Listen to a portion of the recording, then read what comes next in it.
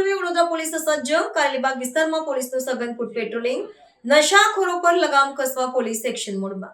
વડોદરા શહેરમાં આગામી 31 ડિસેમ્બરની ઉજવણી પૂર્વ કાયદો અને વ્યવસ્થાની સ્થિતિ સુદૃઢ કરવાના હેતુથી પોલીસ તંત્ર સજ્જ બન્યું છે.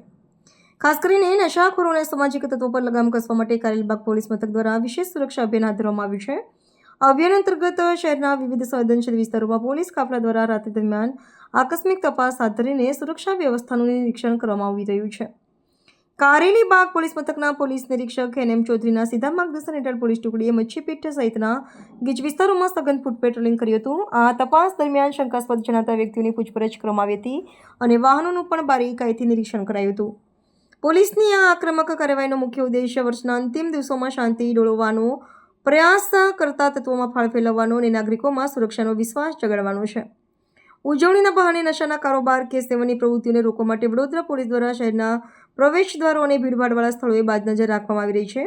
આવનારા દિવસોમાં પણ આ પ્રકારે વિવિધ પોલીસ મથકો દ્વારા પોતપોતાના વિસ્તારોમાં ડ્રાઈવ ચાલુ રાખવામાં આવશે.